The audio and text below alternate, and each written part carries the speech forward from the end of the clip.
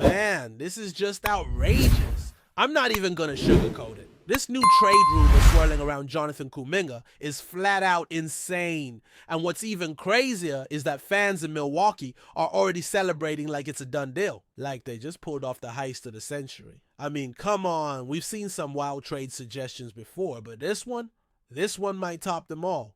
It's borderline disrespectful. And what makes it even worse is that people are out here acting like this is a fair deal for both sides. No, it's not even close. So today, let's break this whole thing down, analyze what's really going on, and talk about what this means for the Golden State Warriors. Because I know a lot of you are seeing these reports fly across your timelines and wondering what to actually believe. First off, let's start with the rumor itself.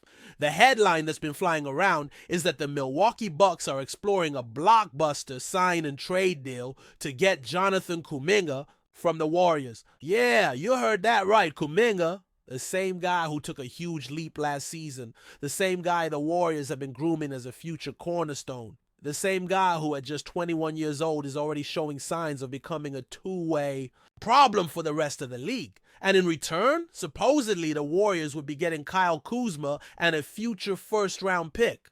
Not just any first, by the way. One from the year 2031. That's not a typo. 2031. That's 7 seasons from now, and that's what's being dangled in front of the Warriors like it's some kind of golden ticket. Now, let's be real.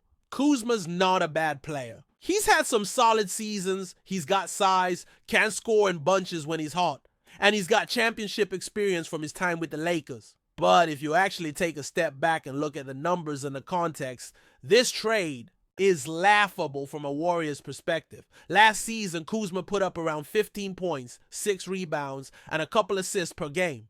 Decent numbers on the surface, but efficiency? Not great. Shot under 45% from the field, barely 30% from deep, and has never really been a strong defender.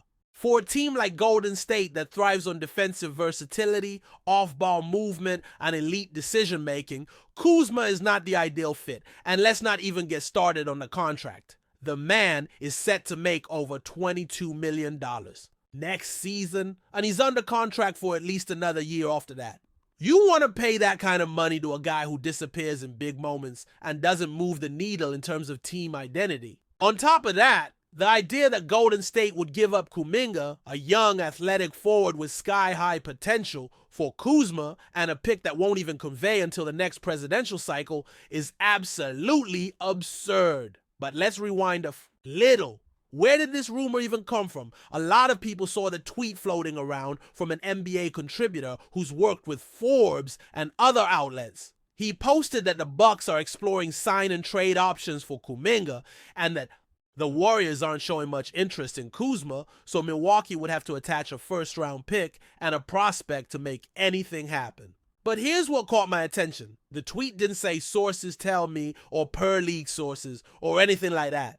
It was just stated as if it was fact, with no sourcing, no confirmation, nothing. That's a red flag. Now, to be fair, the Bucks have been linked to Kuminga before. Earlier this month, there were reports that several teams, including Milwaukee, Miami, Chicago, and Brooklyn, had expressed interest in Kuminga.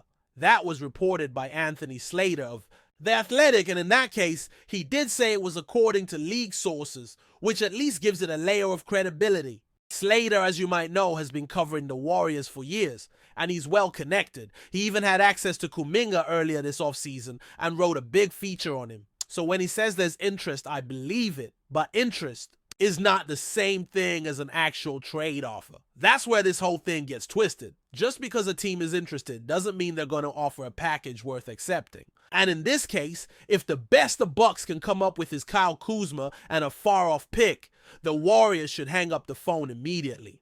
Like, not even entertain the idea. This isn't about being loyal to Kuminga just for the sake of it. This is about value. It's about trajectory. Kuminga is still on the rise. He hasn't hit his ceiling. He hasn't even been given a full season as a starter yet. And we're just going to give that up for a guy who's already peaked and hasn't proven he can elevate a team on either end. That's not smart roster building. That's panic selling. What's even more frustrating is the way this rumor has spread online. Bucks fans are all over social media acting like this is a done deal, saying things like Kuminga for Kuzma and a first makes perfect sense, or finally a trade that works for both sides. I hate to break it to them, but no, it does not work for both sides. It works for Milwaukee. That's why they're excited. They're looking at a potential future where they add a dynamic wing who can defend, score in transition, and grow alongside their core. Meanwhile, Golden State would be stuck paying overpaid role players with no upside and a meaningless pick that may not even convey if the league changes rules again before then. That's a disaster. And look, I get it. It's the offseason. There's not a lot going on. People want content. Reporters need to publish something. Agents are leaking things. Front offices are playing games. But that's exactly why you need to be careful about what you trust. Some of these rumors are planted. They're floated out there to gauge reaction, to create leverage, or to try to manufacture interest where there isn't any. That's the nature of the NBA offseason. So when you see something like this, ask yourself, who benefits from this story being out there? What's the agenda? Because from what I'm seeing, and this is based on listening to plugged-in reporters, not just random tweets, the Warriors are not actively shopping Kuminga. In fact, from all indications, it seems more likely than not that he'll be on the roster when the season starts. And honestly, that's the right move. His market isn't strong right now, and there's no reason to rush a trade just for the sake of doing something. Waiting until the trade deadline makes way more sense. At that point, teams will be more desperate. There would be contenders looking for that one final piece. Kuminga could be that piece. And the return could be exponentially better than what's being floated right now. Also, let's not forget about the salary matching rules under the new collective bargaining agreement.